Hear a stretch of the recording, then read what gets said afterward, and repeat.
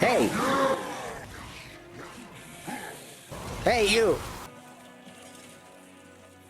I'm talking to you. Let the nice lady look down. Hello, I'm Garry. Don't ask my true name. Probably too sophisticated for you. Oh, and it's my neighbors. Next to me, Barry. Say hey, Barry. No? Okay. Barry's really a dead skull. And up its lost facts. Once a slanish demon prince, now a screaming shield. If I still was a mortal, he would have break my hearing. Know what you're probably thinking? You want to know why a talking skull is chained to the demonic shield of the demonic gods of Violon's demonic girlfriend? Yeah, it's a long story. Once, in a distant time on a distant land, I was a respectable Nehekaran from Khorne, who became a mighty and powerful Tom King. Why are you running? Because my mom wanted to rip my leg and flog me with it.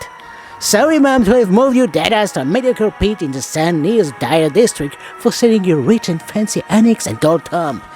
You should thank me, little black pyramid fashion no more. You know what? Screw your mommy. Who is he? I don't know. He probably mistake me for somebody else. Same from him. And him. And also him. And... no, his grudge is legit. I fucked his wife. In the end, I might run a little too far in a strange land. What is its thing? Last Asaf boyfriend? And here I exchange my grumpy mother for a giant stinky bird. But contrary to my mother, he have big leg. Yeah, and at its moment I knew I fucked up. I tried to fight back, but he had a bigger stick. It's embarrassing. The protein lover bird thing don't let me lie. My skull was separated from my body and it ended up in a skull market.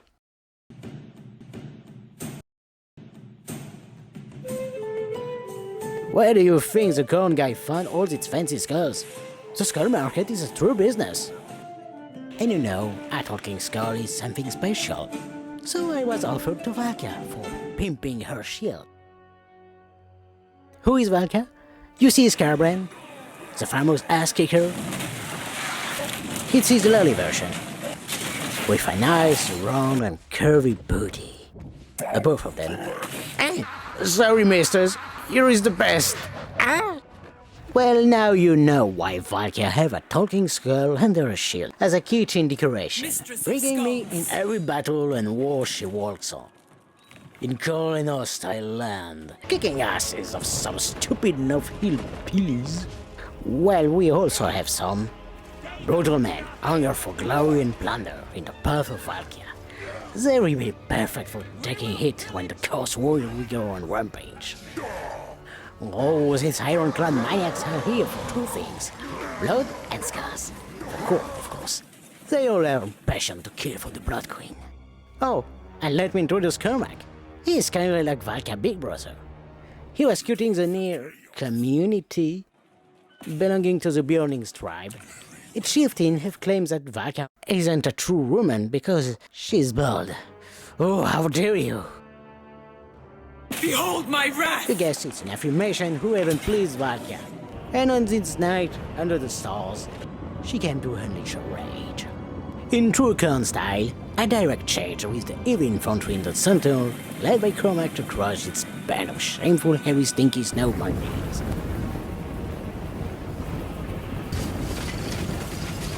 A modest army has come to rival the Blood Queen host in a snowy valley.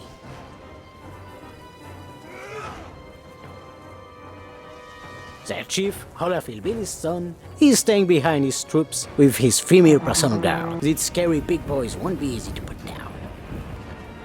Valkia knows that charging directly on him to settle the grudge is dangerous and he'll consider, but she don't care.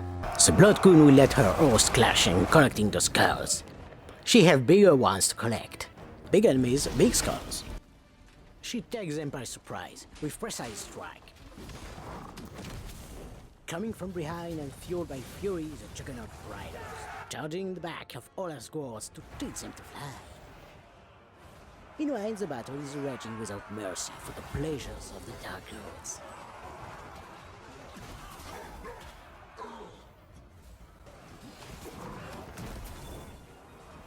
The wrongful Olaf and his guards are trying to survive a blood and brass tempest. The three may form a square to face the sharp spears of Valkia and the Skull Crushers.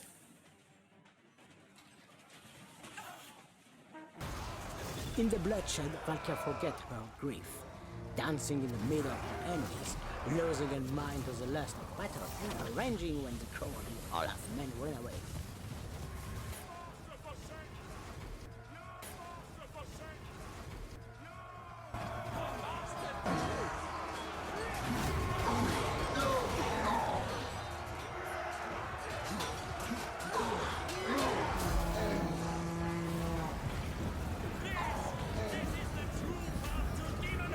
Among the corpses and the broken shields, Cormac and Olaf clash in a merciful duel.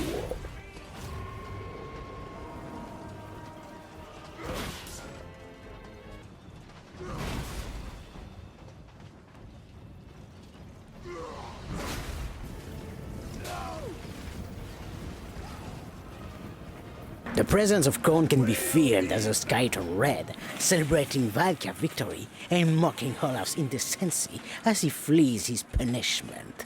But Valkia, most loyal servant, won't let him go so easily, chasing him to the forest, and he would maybe catch him if there was no the trees.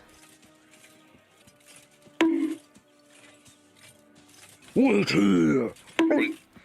Fucking tree! I see shit. The treacherous trees give the time for Olaf to distance Cormac. The victory is bitter for Valkia, who failed to capture Olaf. In her hunger, she decided to sacrifice the prisoners to Khorne in exchange of favor. Into the pyres! But it's not enough. Olaf have to pay. He have probably joined his new settlement, the Frozen Landing. Without hesitation, Valkia hosts start the siege. Before launching the attack, Valkia have to meditate on the skill she gained on slaughtering Olaf men. She could of course spend it for being an even more better fighter, but my wise fruit advised her to improve her army. This will have a good impact on the warriors, providing them leadership and mostly sweet experience. On the long term, it will help to elevate them quickly. And later, we could upgrade the weapons and arms of the human infantry. Cormac too gains skills. In his case, it will be simple. Improve in fighting. Now that the preparations are over, the Blood Queen host can unleash her bloodlust. A tough fight awaits us. Valkia's army should be stronger, but the defensive position rebalanced the chance. Valkia divided her force in 3 groups. The center will move straight ahead and attract the majority of the foe. In the left, the Skull Crushers will carve out a path flanking the center, and the right group, composed of Chaos Warriors and Horsemen, has the task to infiltrate the colony, striking back and capturing points. Of course, Valkia wants to be the first to bleed the enemy, followed by the frenzied charge of the Chaos Warriors led by Cormac. I say the frenzied charge to assist Valkia, already ripping and tearing the local authority. The frenzied charge! Yeah, better later than never. Meanwhile, on the right side, Khorne warriors engage some spearmen, probably more used to prey on fish than giant metallic shield beared by hungry metallic giants.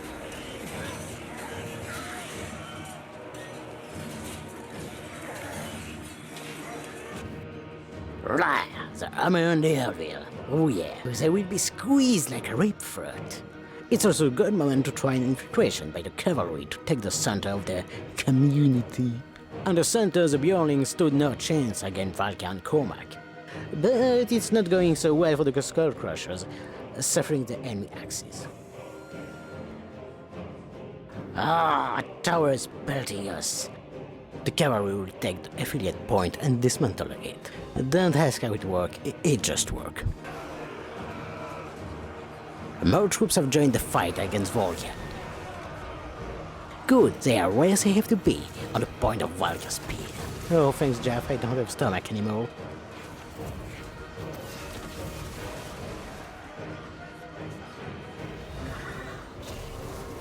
Some Beyondlings and Hawksflower are supporting their warriors. The Skull Crushers are coming by behind. On the right, the Khorne are trying to scare the enemy marauders with a shield.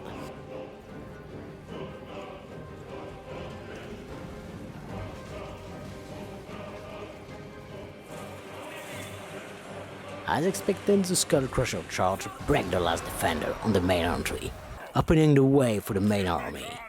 The Bjorning are desperately trying to hold the center. They are crushing all corners of the town. And the inevitable come. Overwhelmed, they throw down their weapon. It was a rude battle, mostly because of these goddamn towers. A wounded Olaf was found hidden in the cellar, drinking to death. Cormac grabbed him by the beard in the center of the colony, throwing him headfirst in the fresh manure. Under my empty eyes, Valkia cleaned the ground with Olaf's face, a boot on his neck. Probably the most peaceful scene that this world have witnessed. The ancients are spinning the grave, seeing what happened to the world they created. Valkia decided to be even more mean and not giving him an honorable death, but to make of him and his clan their duckies, letting them no choice to serve her and supporting her host with men and resources, like the sweet souls.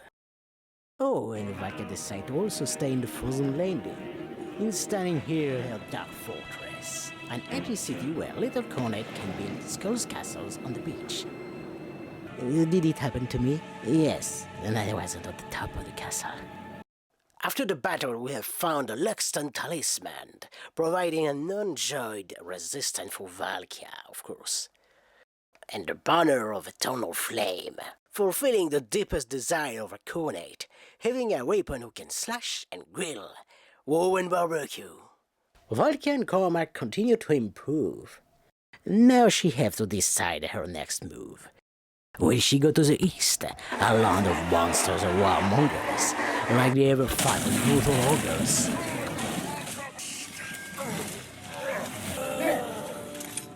Next to the ever-violent greenskins, giving her a perspective of exciting bestial fight. Or maybe she will turn to west, on the North Kandari Mountains. Ever grumpy and ever small. They stack vast riches from the mine inside the mighty dwarf horde. The challenge of taking these stone bastions, defended by tough warriors, and the strange engineering convince Valkia.